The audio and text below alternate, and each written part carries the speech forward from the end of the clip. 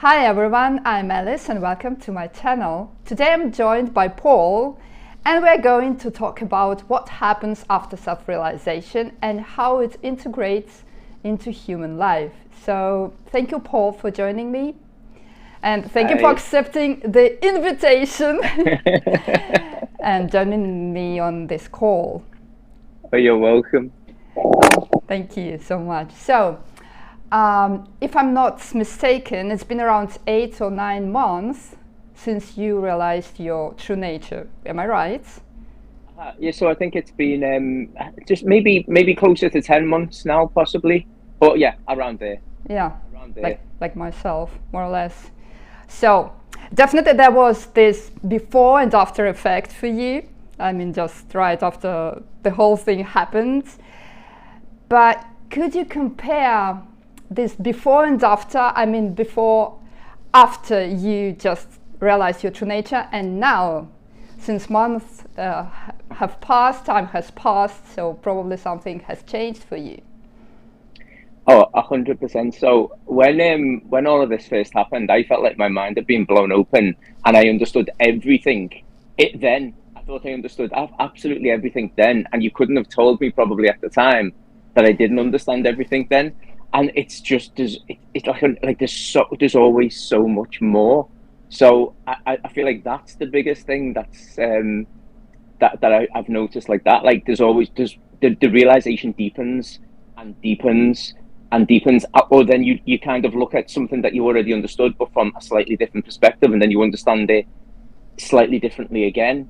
Like it's like there's no end to the understanding, really. Do you know what I mean? So there's no end to this process. I'm sure there's no end to this process, because I feel like, yeah, with me, it's like every time I think I'm absolutely God, okay, so this is it. I know this for sure. And then it's kind of like my perspective tilts slightly and I see the same thing from a slightly different perspective.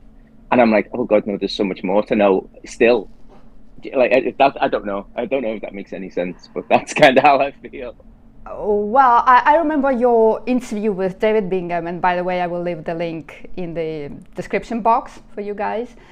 And I remember our first chat soon afterwards, everything happened for you and for me as well.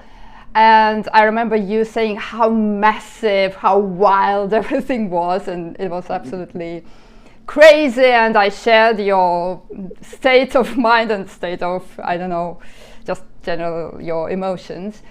And now you say you can see things like in a slightly different perspective, probably. Does it get more difficult for you? Because I heard some people say that they even got depressed at some point. Do you know what I think it is? Because as humans, we're always kind of conditioned that, like, we work on this linear kind of thing, and there's always going to be an end. There's an end point where we've accomplished whatever we set out to accomplish, whatever. And this is not an accomplishment like that, but I think because we're human and we've grown up with those patterns, I think a lot of people are always kind of looking for this kind of point where they're just on this really steady ground where they feel like they know everything and everything's accomplished. And I just don't think it will ever work like that. I think knowing yourself through other people, because it's just yourself and other selves, isn't it? You're just in a constant kind of like a fun house, like a circus fun house, where you're just being reflected in a million different ways. Yeah. So it's infinite. The amount of ways that you can know yourself is infinite, because we are infinite. So I feel like I can understand maybe that some people might like the sheer magnitude of this, like the sheer, like, when you can say the word infinity, but the word infinity means nothing until you actually feel what something feels like to be infinite, and then it almost feels quite, not scary, but it makes you just feel so tiny. Like you're like, God, I am one tiny cell in like a body of God knows how many cells. Like, it's not all about me, even though you're everything in the microcosm. It's not all about you. Do you know what I mean? And so I can kind of understand why some people might kind of get to that point where they're like, just like, I don't know, mind blown by that, maybe a little bit. But depressed, I mean, depression, I don't know, maybe I could feel depressed, but I've just got this overwhelming sense of like peace, this overwhelming sense of well-being, even when everything in the world is going absolutely nuts. And don't get me wrong, there has been challenges, been so many challenges, and even things that would have thrown me like for an absolute loop before would have made me think that everything was terrible. And I've just got this overwhelming feeling that everything's okay. Everything's okay. It's just the way the game's playing out. And in terms of like depression, I don't know. I've never felt depressed. If anything, I've just got this overwhelming sense of everything's okay, even when things are a bit chaotic, or even when things kind of seem to be going a bit backwards. It's always kind of going backwards to go forwards in a different way. Do you know what I mean? Mm-hmm. So probably knowing yourself through others, you said something like that, right? Probably it's when after being self-realized, after this happens to you, it's when actually you start knowing yourself. You realize your true nature, but then you start just exploring your vastness, your infinity, and your diversity through others. This is what you're trying to say. Am I right?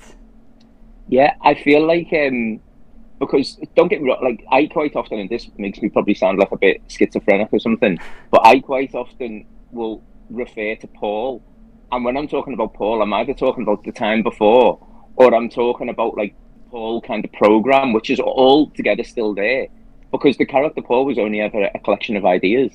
He was only ever a collection of things that people told him he was, and things that he decided he was for himself. And it was just I just compiled a really complex character and played him. That's all I was doing. And it's the opportunity is still there to be Paul all the time, and it still happens all the time, because like, I live in a world where like obviously I'm dealing with people all the time, but I feel like there's a definite difference to when I'm putting Paul on to when I'm not. It's like I put on the Paul mask when I need to be Paul. Does that make sense? Right, absolutely. And other than that, like I'm quite happy to be nobody, like to be absolutely nobody who wants nothing, who likes nothing, who feels neutral. And I think sometimes the neutrality can freak people out as well, because it doesn't mean you don't care. If anything, I care a million times more than I did before. But it's just this feeling of whatever's playing out, it's okay. It's just me knowing myself in a different way. Even when you meet you meet some people in life and they're awful. They're absolutely awful. The character that they're playing is absolutely, really difficult to be around. But what they are is a perfect expression of the all, the same as exactly what I am. But are some characters harder to be around? Yes, they are. And it's fine to be like that. But it's also like I see it and I think, but you're just playing your little character and you don't even realise that you are. And so I feel like a sense of like compassion, Exactly. like, oh, you got a tougher character than I did, so I feel for you having to play that character. Do you know what I mean? Mm-hmm. Well, speaking about compassion and seeing them not being aware of them playing their role, this helped me. I mean, self-realization helped me understand and accept the fact that everything is absolutely perfect, and them being ignorant is their choice. And everybody has just the same possibility and ability, I think, to discover the truth if they want it. And if they don't, it's also absolutely perfect, because this is how the world was designed. This is how I designed it, or you designed it, because it has to continue, and it's a wonderful, wonderful play. No matter how chaotic and crazy and devastating it may seem, right? Mm-hmm.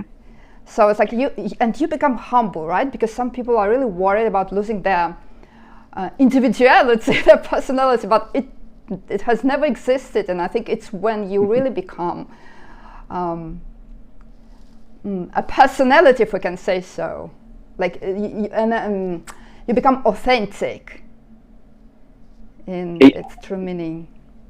Yeah, I think like society in general is like the cult of the personality. We're told that we need to be individual. What makes you special? What makes you stand out from the crowd? And so we all really strived for that thing. This is what I am, and this is why I'm special, and this is why I stick out from the crowd.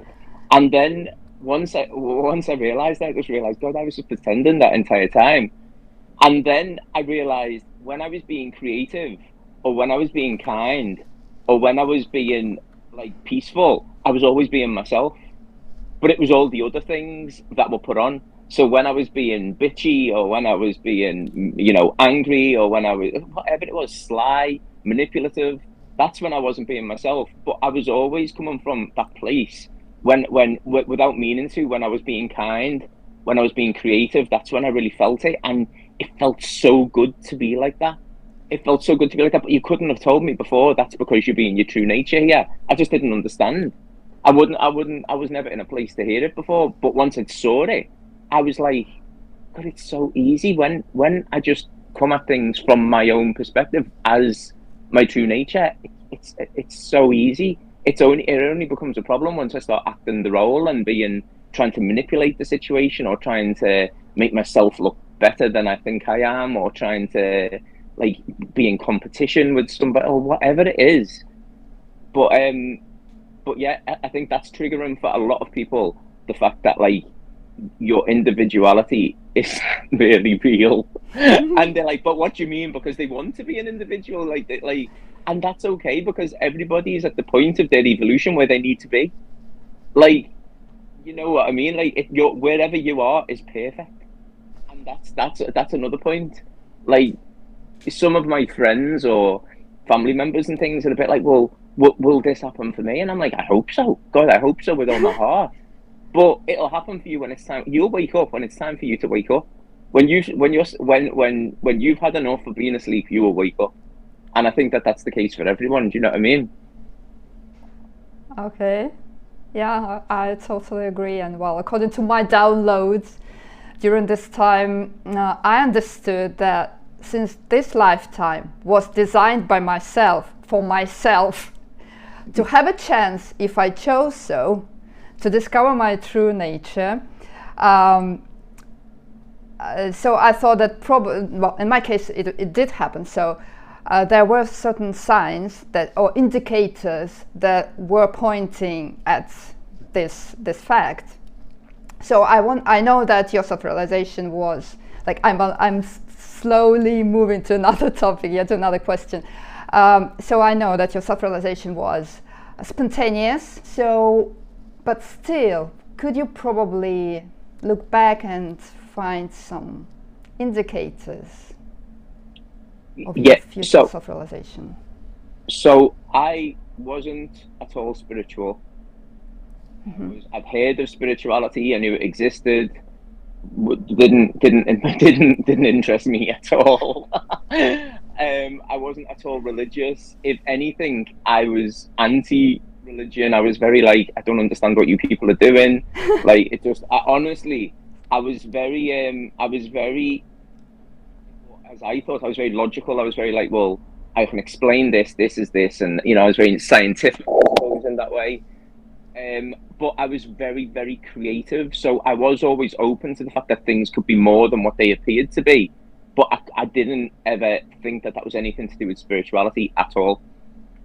So when this happened for me, which was completely spontaneous, I was like, I had to reassess everything that I thought I believed. And it was so funny because I didn't have the language for this. I hadn't been following gurus. I hadn't been looking at Muji and Rupert and David and all of those people. I didn't even know they existed.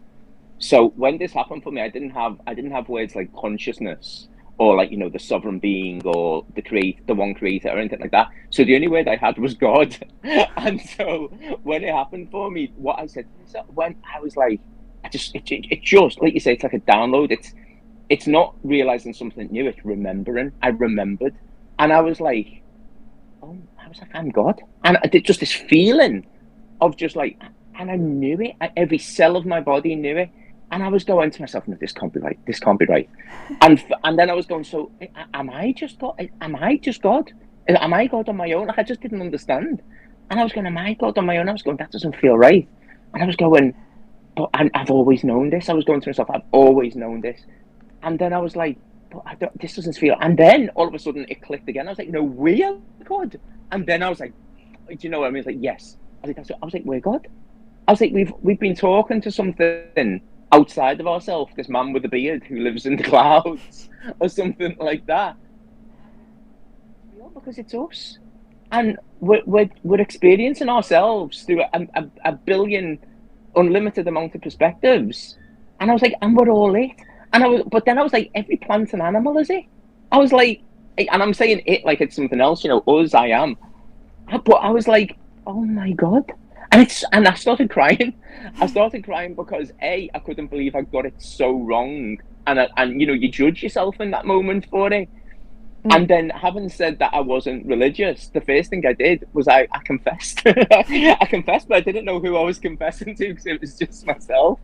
And I was like, I've done this and I've done that. And I tried to come up with all these cases why I couldn't be, well, as I was saying, God. Do you know what I mean? And I remember crying really, really hard and confessing all these, just standing there saying all these things to nobody, to myself. And standing there like I was waiting for something like a big voice to come from the clouds and be like, it's okay. I don't know. And I just remember saying to myself, and this is it, because it's hard. If this hasn't happened, it's hard. It makes it sound like there's two people there and there's not. It's always just you dealing with you. But I was like, I remember just saying to myself in the kindest voice that didn't even feel like my voice, but it was my voice, just saying, it doesn't matter. I was just like, it doesn't matter. And then I kind of went, yeah, that's right, it doesn't matter. And it was like shrugging off the heaviest thing I was carrying. It was like all of a sudden I realized I'd been carrying these really heavy shopping bags that I could have put down at any time, but I just didn't, because I didn't even realize I was carrying them. And then all of a sudden I was like, why have I been carrying all this really heavy stuff? Put it down. And I put it down and I was like, God, that feels so good. Then put it down. And yeah, I was just like, I could have done that at any point. At any point in this experience, I could have done it, but I didn't, because I didn't even realize I was carrying all this heavy stuff. So, what question I'm answering here? You're already describing the whole thing, but I mean, I wanted to know about some signs, maybe back in your childhood, something indirect, maybe pointing. So many things that I'm still realizing. I'm going, oh my God, that was it. That was it. Yeah, everything makes sense. Everything. It's like you have. I'm saying, the way I'm experiencing it is, because life is like we're in a pattern, we're in a maze, and you don't see the shape of the maze while you're in the maze. But then every now and again, you have these glorious moments where you see it from above. Exactly. And you see the exact pattern, and you're like, oh my God. I was running around over here, and they were all dead ends, and I didn't realize. And all I needed to do was go, like and so I've had a few moments like that. So I was a really, really creative kid. I was also kind of like a bit of. I didn't want to hang out with the kids outside. I wanted to always be on my own. I wanted to be drawing. I loved animals. I just wanted to be using my imagination. I wanted to be creative. And so my mum would be like, can you just go outside and play with the kids? It's a really sunny day. And I'd be like, no, I just wanted to be in my room. I was really, really happy with my own company. But I realized that other people thought when you were happy with your own company that there was something quite weird about that. But I was just like, this makes me sound, not being big-headed, I just really loved myself. I loved myself so much that to spend time alone being creative was just felt so perfect. So now I look back on it, I think that was definitely like kind of something. On top of that,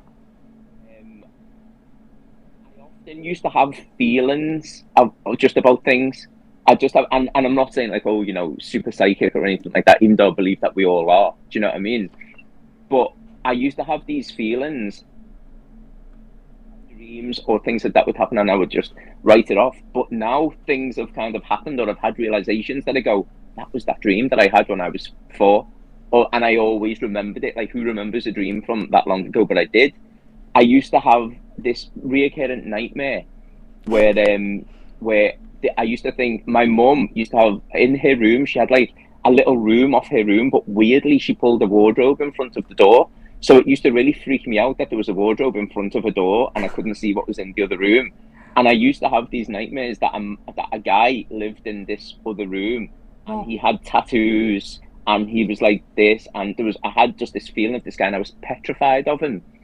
And I called him the wolf in my dream. And I've grown up and I've looked at myself in the mirror and I go, I was the wolf. I'm covered in tattoos. I'm like thing. And I go, it was me. I was dreaming about my future. And I swore that I was dreaming about myself, my future self. And I caught myself in the mirror and I looked and I was like, that is exactly the person that I used to be petrified of in my dreams. Wow. Like, and I used to call him the wolf. And I've got a tattoo of a wolf, so I don't know whether that's why I on my hand. I don't know whether that's why, as a kid, I called this person the wolf. So that another thing, and then what really was weird in kind of maybe the year leading up to realization. Like, I've never wrote poems or anything like that. I was about to say that. Okay, go ahead. So I was never like, I was creative, but I'd never wrote poems or anything like that. And I just started waking up in the morning or sometimes in the night. And I just have these words in my head and I'd get up and I'd write them down. So my partner would get up sometimes. It'd be like 4 o'clock in the morning and I'd be downstairs with a lamp on. Like, what are you doing? And I'd be like, I just need to write this down. And it would just be a fully formed poem. And so I was like, that's weird. Anyway, carried on doing it. And I didn't think there was any connection to any of these things until I self-realized. And then I read the poems again. And every single one was kind of telling a story of self-realization. And so telling myself what was going to happen, but I just didn't know what I was doing. So one kind of couple of lines that stick out in my head is at the end of one of the poems. I can't remember the entire thing just off the top of my head, but the very end of it was, remember, each silent thing sings that you are it all, you are everything. And I just didn't know what that meant. I just knew that I was writing it down. I just didn't have a clue what it meant. And then after realization, I was like, I was telling myself, I was preparing myself for this happening, but I just didn't know. Like, so there was so many things. And I think, if I'm honest, there's been so many things for everybody, but we're so scientifically minded. We're so like, no, that's not this, that we just ignore all of these like little miracles that are happening all the time. How about you? Did you have things like that? Well, I did, and I paid enough attention to that. I was a seeker. I have always been. Well, now it seems like there's nothing to seek anymore, but still, you are looking for possibilities to integrate the whole thing into your life, because you still have to socialize and you have to do something now as a human, since you're still here. Looking forward to living when it's time. But yeah, in the past, things like your nightmares and seeing someone. I think we discussed that one day, that I was just falling asleep and I was around like 4 years old maybe, and then I suddenly saw someone, like a woman, like wearing a veil or something like on her face, and I only could see a little bit of her lips, of her mouth. And she just was trying to kiss me with her smiling mouth. And that felt really weird. And then I forgot about it. I tried to tell my mom. I knew it was not my mom, and I could feel this strong flow of love towards me, but it felt strange and scary. And then I told my mom, and she said, oh, nonsense. Like, it's her typical way of reacting to things I was trying to share with her. Okay, I understand. Everything is perfect. Everyone is perfect. And maybe thanks to that, I'm here now. Oh, my camera is getting crazy. Too much energy, right? So last year when I was meditating, and I like Joe Dispenza's meditations, I decided to revisit this little child that I was and send love to that little girl. And I just went to her and I kissed her. And at that moment, I understood that it was me, and me as a kid saw myself from the future. And this is how I felt that there is no time really. And this happened before self-realization, by the way. But that was really interesting. But back to your poem, you also sent me, I think, one. And probably if you could, we could include it in this video maybe later, if you feel like reading it. Maybe later after we have recorded it, and I will just, edit the whole thing. But I remember one line that I remember I was walking along the street just reading our chat, and then there was a line saying, "Evolve or die." And it made me so emotional. I was just crying all the way to work, you know, like, because this is exactly how it felt for me. I decided to, you know, to do everything possible and impossible to achieve self-realization, because it felt like liberation. Yeah, that was just the freedom I wanted. And I know how people are afraid of being free. I think it's the worst enemy. That is why, even though everyone has this possibility of realizing their true nature, they won't do that because it's so scary. Yeah, like we are the prisoner and the prison guard all in one. Like we police ourselves, so it's kind of like you're walking around in a cell, but you've got the key to the cell in your back pocket the entire time, but you just forgot about it.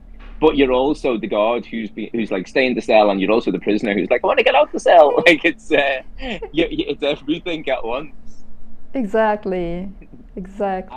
I feel so because obviously I've now made lots of connections with lots of different people. Actually, who spoke to David. David has been so instrumental in like just such a gorgeous man. Like just the best energy. Like so calm. So just kind, so humble, and just the funny thing is with me and David as well, like I just have this real sense of deja vu with David. Like from the minute I spoke to him, I was like, I know you. Like I just felt so at peace, and so I just felt like I was looked after straight away. I knew everything was okay, you know.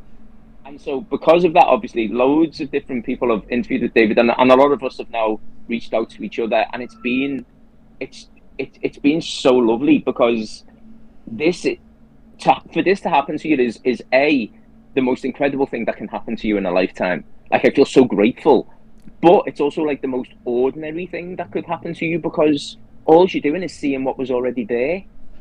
So in one way, it's completely magical and completely miraculous, and gosh, I'm so grateful that I've had the chance to experience like my true self. But in another way, it just feels like, but of course, I was always going to. There was not a way that I wasn't going to. Like you said, I feel like this incarnation with me was my time for it to happen. So it was always going to happen. That's the way it felt to me. It felt inevitable. But at the same time, the most miraculous and like, you know, thing that could ever happen. Right. But let's talk about the flip side of self-realization, which is invitations. So how has it been for you? Yeah, I feel like this is maybe what's missing on the internet, because I think we hear a lot about, you know, the peace and how life becomes very effortless, and the synchronicities, things just turning up, things working out for you really effortlessly, and all of that is 100% true. But the mind is the biggest double-edged sword that anybody could ever hold. Like the mind, when used properly, when used from a place of kind of like of peace, and from a place of kind of like seeing it for what it is, amazing tool. Absolutely, like the most incredible tool that anyone could ever design. But the mind, when it's not used, or when you just leave it to run its own course, horrific. So it's us all like little computers, or little parts of a computer or something. We're full of all this programming, which we programmed ourselves with, by the way. You know, nobody programmed this into us. Like we programmed ourselves with the character we're playing, with the likes and dislikes, with the fears, with all of these things. Self-realization comes, and I can only speak from my own experience, but all of a sudden that programming was dropped for like a good couple of weeks. I just felt like I was attached to nothing. I needed nothing. Everything was fine. And then after those weeks, it's kind of like the mind's like, oh, you think this is good? Watch this. And it starts throwing up the most triggering things that it could. And at first, I started seeing it kind of like an enemy, or like an opponent. Do you know what I mean? Like something like I was playing, like I was either fighting against or playing chess against almost. Welcome back to the duality. And so I 100% fell into that of, wow, this is coming up. And then you'd have days when you'd wake up and you'd feel like you'd lost it. You'd be like, it's left me. Where's the feeling gone? Where is that beautiful feeling gone? I've lost it. How could you ever lose it? You never, it was always there. So I would have all of those days. And then the onion kind of unpeels again and you realize there's another layer. Then I started realizing the things that were coming up weren't coming up to kind of attack me, or weren't coming up to make me feel. They were showing themselves to me because they were like, look at this rubbish that you're holding on to. Look at this rubbish. So it's like, I'm here. I'm showing myself to you. Acknowledge me. Realize that you can let me go. And I'm off. So once I started realizing that, the invitations got a lot easier. I was like, humans, we've got so much junk. You know that cupboard in everybody's house where they shove all of their junk and then they close the door really quickly because it's all going to fall out? Everybody has that kind of mental cupboard, I think. And mine was absolutely full. You know, Paul's cupboard was absolutely full. Like, there was bits sticking out the crack of the door. There was all kinds. You just can't carry all that junk around. You need to, you need to be free of it all. And it's kind of, I suppose this is what people call, because I wasn't spiritual, so I don't know a lot of the spiritual language, but I hear a lot of people talking about their shadow side or their shadow self or things like that. So a lot of the things that were coming up for me were things that maybe I've pushed down because I thought that's not socially acceptable, or maybe society has told us, oh, this isn't something we speak about, or this isn't something we're supposed to feel. So we all still do. So things that came up for me really, really strangely at first was lust. I found myself finding people really attractive, but anybody, literally anybody on the street. I started feeling these really, really intense kind of like lusty feelings. But when I say this, like, it's not even just to people that I would normally find attractive. It was just to any being that walked past me on the street. And I was like, and I started really battling against it. Why am I, oh God, I must be an awful person. Why is this happening? And I did that for a while until I realized, no, it's showing itself to me. It's just showing itself to me for me to look at it and go, that's okay. Like, you're okay. We all have that urge. We all have that feeling from time to time, but I think it came in so strongly for me to look at it, so I couldn't ignore it and go, you're okay, you're welcome here, like, you're welcome. Like, I'm a human being with chemical reactions, with human urges. We're just animals. The body I'm in is an animal's body. Do you know what I mean? So all of these things were programmed with all of this stuff. And so after weeks of me thinking, God, what is the matter with me? I must be some kind of absolute rampant pervert or something like that. I was just like, it's showing itself to me to be kind of forgiven, or it's showing itself to me to be let go of. And as soon as I realized that, just stopped. Just stopped straight away. And it was like, again, it was like putting down another little, maybe I put down the majority of the bags I was holding, but maybe my pockets were full of some rubbish. And so then I pulled something out of my pocket and was like, oh, I can put that down. And so there was a lot of other things like that came as what we would call an invitation. And then, of course, the human in you wants to go, what is this? No, don't want it, because we've been so used to whatever that thing is, trying to shove it back in that cupboard and not look at it. And then I realized, no, hang on a minute, it's the exact opposite to what I should be doing. I need to open this cupboard, let it all fall out, and look at it all, and be like, oh, that's that, okay, and just see it in the light. So my invitations, yes, there's been many. Yes, sometimes it can literally feel like the devil is on your back. Which is you as well.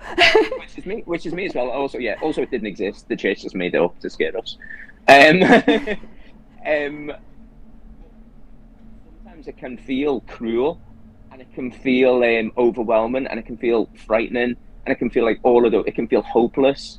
Once I realized the things that were coming up for me were doing it for my benefit. It was just showing me my rubbish, to look at it, to acknowledge it, and as soon as I acknowledged it and I stopped fighting against it, it just disappeared. So again, it's like this thing of us pretending that we're not as powerful as we are. like we play this game like where we kind of tie our hands behind our back and then try and like have a boxing match. Do you know what I mean? And then you realize, no, hang on a minute, like I'm like, we're unlimited. There isn't anything that arises is allowed to be there. And you know, a lot of people then are going to jump in, well, awful things happen in the world, and awful things do happen in the world. So I don't want to negate anybody's experience, because Paul had a really easy ride of it. You know, he didn't, nothing really awful happened to him, and I know that a lot of other selves live really, really challenging, awful lives where terrible things happen to them. So I don't want to negate anybody else's experience, but I can only speak about my own. And it once all the things that I thought needed to be hidden or weren't good enough or were dirty or shameful or I should have felt guilty about or anything like that, when I looked at them, I just saw them for what they were, and most of them were just mistakes or errors that I made. And then like this idea of sin doesn't exist. Sin doesn't exist. It's just we make little mistakes as we go, and then we judge ourselves really heavily on them, or we fear judgment from other people about them, or we think about, you know, what does the church think, or what does society think, and all these things. So we kind of like crucify ourselves for this little mistake, and then it stays there in the cupboard, growing and growing and growing. And I was like, no, look at it. As soon as I looked at it, I was like, yeah, I've made so many mistakes. I love every one of them. I love every mistake that I've made, because every mistake that I made, I grew from. Every mistake that I made, I learned a lesson from. So, great, show me them all. Do you know what I mean? Because it sounds so cheesy to say, but, you know, like RuPaul says on RuPaul's Drag Race, if you can't love yourself, how the hell are you going to love somebody else? But it's so true. You need to make sure that you're okay with you. And then once you've done that, you can be okay with any other you that shows themselves to you, no matter how difficult they are, because you've cleaned out your shit. You know, you've got rid of your junk. So it's really easy to see other people's junk and go, it's okay, you're just carrying that stuff. I really hope that you can put it down soon. I appreciate you being so frank about your rubbish, as you call it. Yeah, but this last thing also happened to me. But how I explained it to myself was that it was just trapped energy, because basically sexual energy is the energy that created the world, and we have lots of it. You know, at the base of the spine. Lots of energy to create a baby, right? It's definitely natural, and I don't even think. I think that there was certain patterns, both for you and for me, which were not accepted, which were resisted, and what you resist persists. And I think when you liberate, it's time to, you know, to face those hidden patterns. Yes, as you said, those shadow things.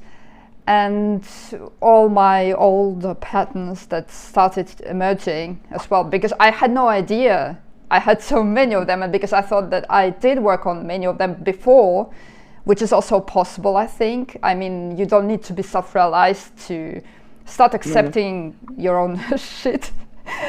Turn it into gold, literally, by releasing it and releasing energy. And I think this is what happened. Like, we released some patterns by accepting them, and we released a lot of trapped energy that manifested itself in this strange way, but well, little by little. And then, speaking about invitations and integration process, could we talk a little bit about how it manifests itself in personal relationships, in your opinion? So, I am fully aware that I didn't know that this even existed before it happened to me. So I feel like I've played catch up with a lot of this stuff, and I did, like, you know, I went away and I looked into things and all that, but it's strange what's happened to us, to other people, to all the other selves, to our family, to all that. It must be weird, because they're so used, they know us as a person, they know us as who they think they know us as, and that's just the character. So all of a sudden, when you're like, I no longer identify like with that person, it kind of, I think there's a grieving process for other people because they really loved that person. And I really loved them too. Like I really like me and Paul went through everything together. Like I loved him, but he was never me. He was never me. And so I think that's really triggering for a lot of your close relationships because they're like, but I love Paul, and you're like, so do I, but I'm still here. Like Paul was just me when I was at my worst. Paul was me at my worst, at my most confused, at my most, do you know what I mean? My most unconscious. But whenever I was here, like I say, in love or in peace or in compassion or in, you know, being creative, being funny, being just wanting to play, that was always me. That was always me. So nothing's been lost, but everything's been gained.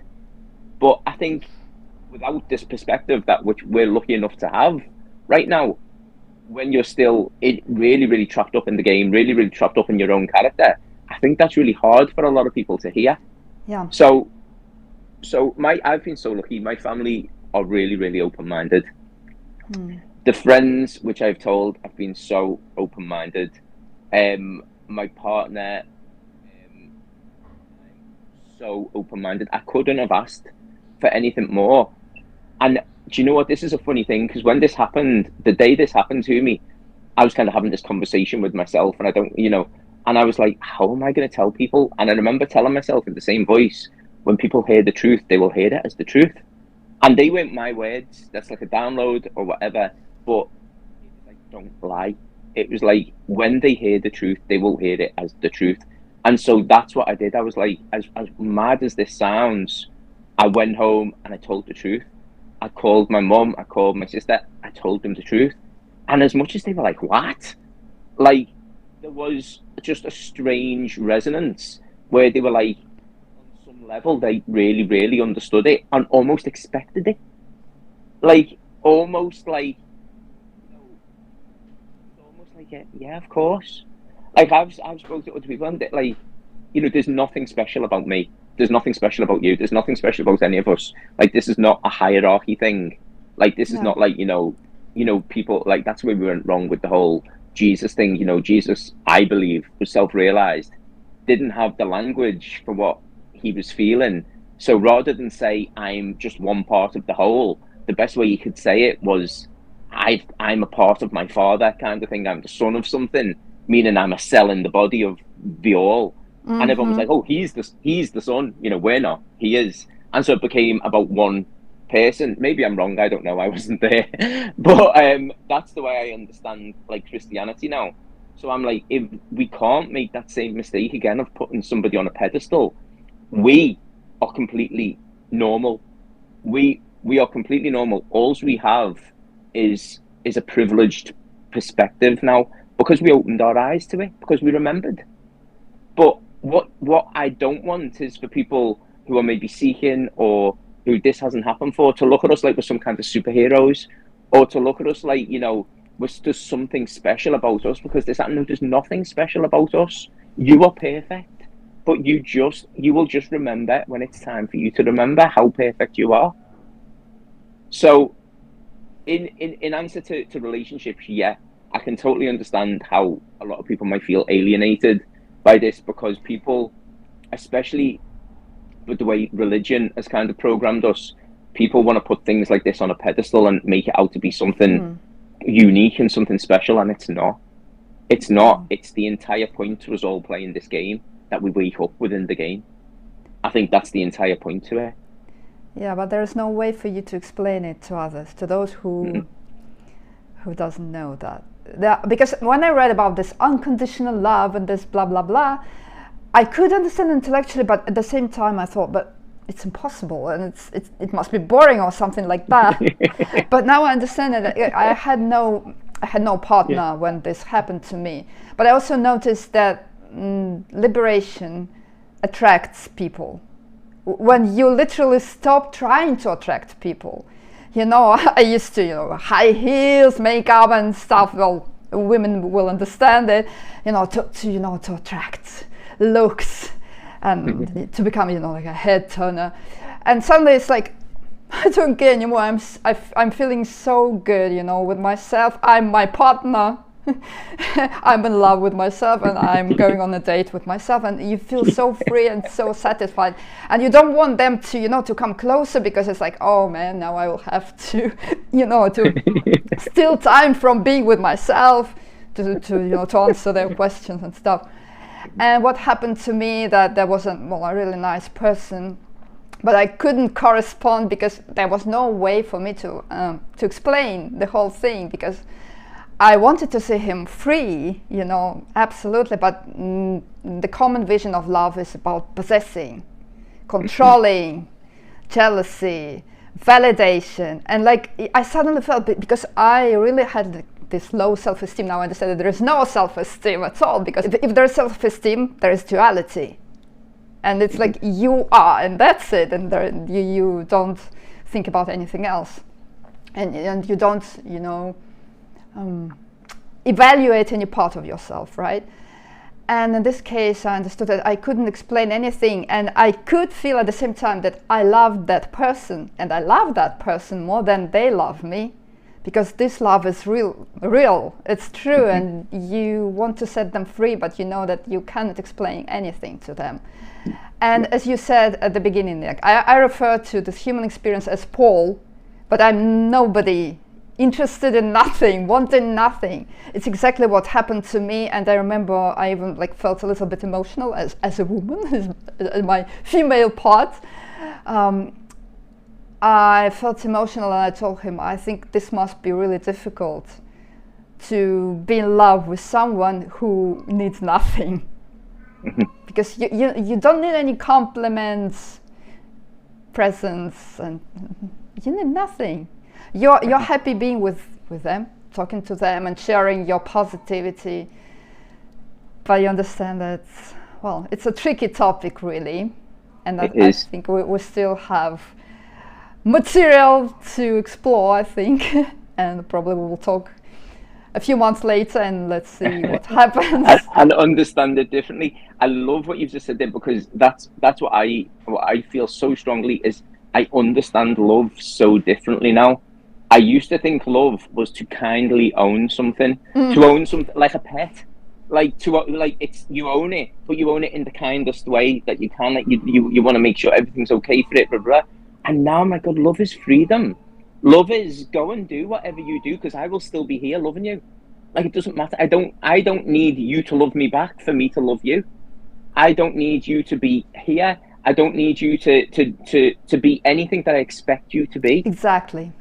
Like I just love you, and so you feel that obviously within your personal relationships a lot, but I feel that for people on the street, like, it's so stupid. Like, sometimes, like, I cry a lot, like, and I was never a crier. I cry so much, like my eyes will fill up so often just from the beauty of things. And sometimes I'll pass a complete random stranger on the street, and this wave of just compassion and just love for them. And it often happens with old people for me, for some reason. It's often old people, and I just feel like just the biggest wave of love for them, and my eyes will fill up, because I can't like, it's overwhelming in that moment how much love I feel for this person that I don't even know the name or where they're going or anything like that. And it doesn't happen all the time. And like I said, sometimes you meet people who absolutely annoy the hell out of you. Do you know what I mean? So it's not like I wander around like always glowing with this love, but I realize that, like, it's always there. Like, just the respect for life. Like, the respect for life is just like, it's just unbelievable. And that's plants, that's animals, that's just the utter respect, because it's me. And in taking care of you, I'm just taking care of myself. Like, so it's yeah, so love is a funny thing. We've I think as a society and as a culture, whatever, we've slightly misunderstood, in my opinion, the meaning of love. I think even though we've set things up, you know, like marriages and things like that, and I think that's all because we started owning kind of properties and things. And so we started trying to protect what we thought was ours. Yeah, we need guarantees. So if you're coming in, you need to tie yourself to me with this contract, because it's just like, oh no, like, I you know, it's not that in my mind is a misunderstanding of love.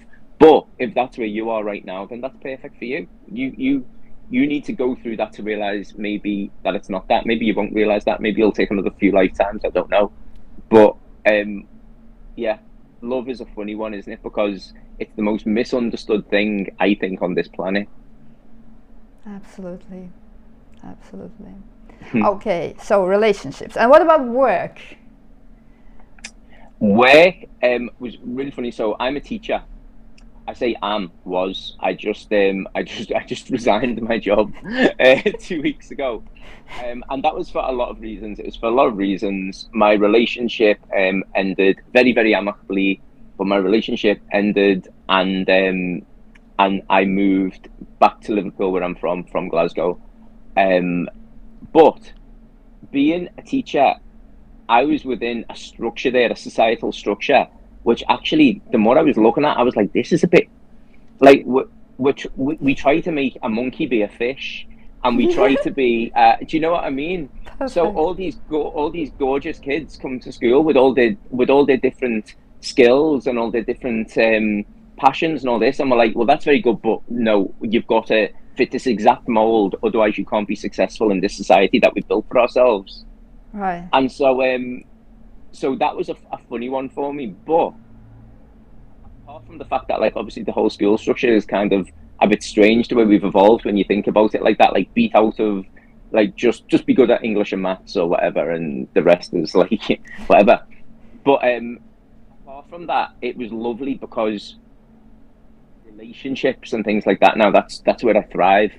So being able to sit down like with kids and be able just to be really open with them, just to allow them, just not to be like, yeah, I'm expecting you to be this or whatever. And that's what was a bit difficult, because we live in a society of law and order, and you need to do this at this specific time, and we all need to be quiet now, and we all need to and I understand the benefits of all of those things, but actually just being able to spend time with these like younger selves, because I've lived exactly through that time, and I know how difficult it is, and just being able to say to them, you're perfect, like you are perfect, okay, you don't realize it yet, you've got so much to give, and what you've got to give is different to what this person on this desk has got to give, and that's okay, because it's perfect in its own way. But you will just find what your niche is.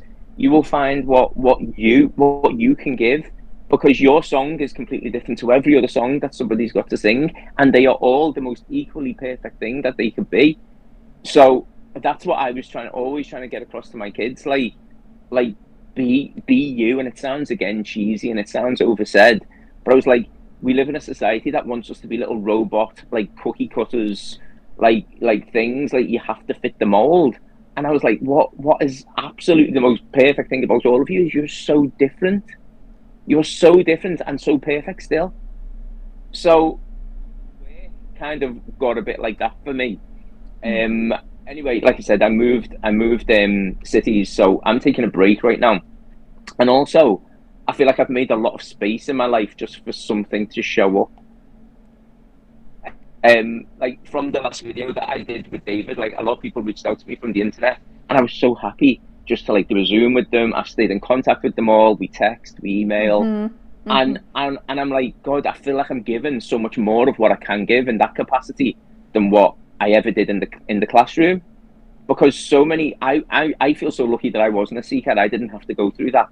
And I feel so grateful actually that I didn't. Maybe another lifetime I did, I don't know. But I feel so grateful because I see so many people who are just in this position of just real desperation sometimes, of just, they've had enough.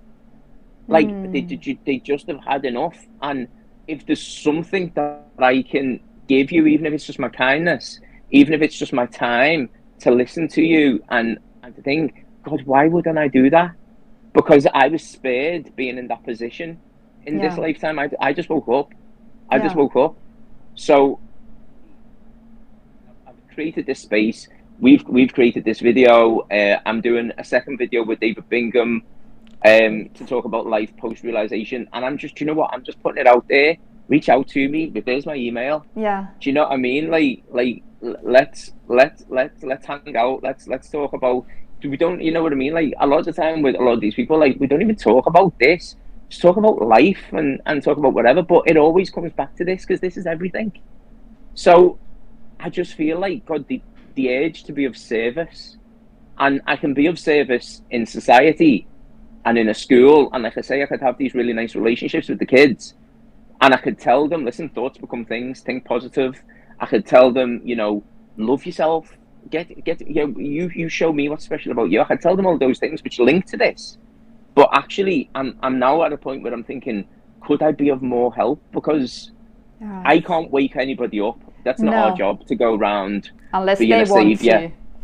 Yeah, you know, nobody is expecting us to be like some kind of savior and go around doing anything. No but what I can do is be available.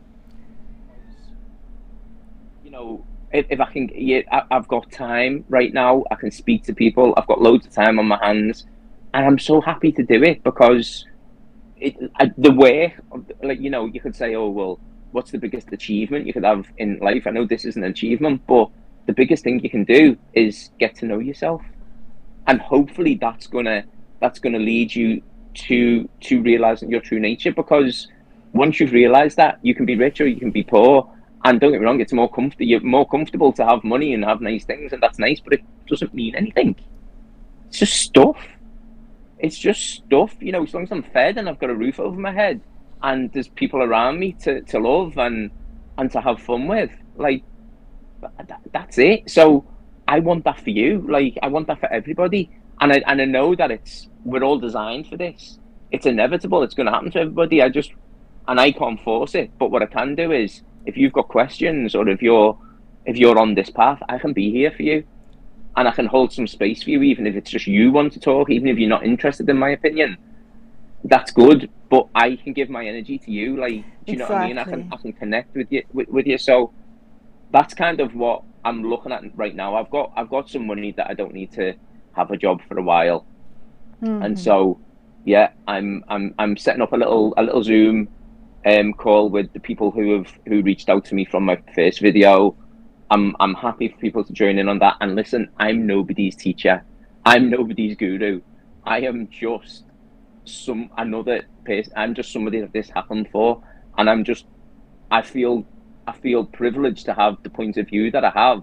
But again, there's nothing special about me. I can't wave a magic wand for anybody. But what I can do is tell you how I understand things. Is listen to you. Do you know what I mean? And so if I can do that, why wouldn't I do that? Of course I will. So guys, you will find Paul's email in the description box. So if you feel like talking to him, feel free. And well, to finish our conversation, I would like to ask you one thing. Let's suppose you are a seeker, or you were seeking. What piece of advice would you give to those looking for self-realization? What should they do or not do? Well, listen, I think as soon as you say you should do this or you shouldn't do that, it's wrong anyway, because it's so personal. Like I say, it's hard for me to put myself in that experience because I didn't have that experience. But one thing I say to a lot of the people I speak to is stop watching endless videos on the internet and taking everybody's perspective to be, because I get a lot of people and they're like, I've been listening to Muji and he says this, but now I've listened to Rupert Spira, but he said this and I think that this clashes. And I'm like, could you imagine, right, first of all, show you the menu. I can say to you, I've tasted this dish, but I can never, no matter how much I explain the dish or no matter how much I explain the dish from the menu, I can never make you understand the dish. Until you've eaten it yourself, you will never know. But then even once you have eaten it yourself, me and you have both eaten the same dish now. I might say, oh, it tastes really garlicky. And you might say, oh no, I taste the chili in it. I taste it very spicy. And we could both be telling the exact same truth, but it's just a different aspect of the meal. But that's just what we pick up on. So I'm like, you can watch all the videos in the world, and if they comfort you, if they soothe you, if they give you something, then go for it. But if it's getting to a point where it's making you question yourself, because you know, you don't need anybody to tell you. I didn't need anybody to tell me, and I am not special. So you know in yourself. So other people can point at things, other teachers or whatever you want to call them can point at something, but they can't tell you. They can't tell you because your understanding might be slightly different. And guess what? It's still perfect. It's still perfect. We're all just looking at the same thing from different points of view. Absolutely. So it's all, every truth is the truth. But we're just looking at it from our own point of view. So I would say, don't get caught up in everything you see on the internet as what is the most solid truth, because there isn't one truth. There isn't one truth. And also, there's a lot of people on the internet who are very sure. I am sure of this. And as soon as someone starts telling you, this is how it is, you need to do this, then I would run a mile, because you don't need to do anything. That maybe is what they did. Find your own path. Get to know yourself. Meditate. Follow the things that you love. If you love hanging out with dogs, go and hang out with dogs. They will teach you more than a year sitting watching other people's videos will. Like, it's simple. It's so simple, and it's your own little simple truth. Like, so if I was going to give any advice, it would be get to know yourself, meditate. Meditating is the key to the universe, by the way. And yeah, don't get too caught up with all the opinions and all the perspectives that you hear online, because they do trip each other up, or they appear to. Because what we are is infinite, it's limitless, and it can be seen from a million different perspectives, and they can all be true. Absolutely. Absolutely. So you can share your opinion and your point of view and your experience, but the only thing that you can really do for other people is to turn them towards themselves and get them to look for their own guru. Right. Because you are your own guru. I hate that word, guru. I also hate the word enlightened. Enlightened makes you sound like you should be sitting on a mountaintop, like levitating or something. Like, do you know what I mean? Realize how close to you this already is. You're looking for home outside of your own front window. You're literally looking for your own house out of your own front window. Do you know what I mean? You're already there. You're already there. Absolutely. Wow. Thank you so much for this wonderful, wonderful conversation, and for your beautiful energy. I feel super, charged with this positive impulse. I can continue, embracing people on the street. Well, and I hope we'll talk soon again. Thank you so much, Alice. Listen, I always love speaking to you, so thank you. I feel great as well. So do I. I feel like I'm ready to go and have a great day. Oh, thank you. Thank you very much.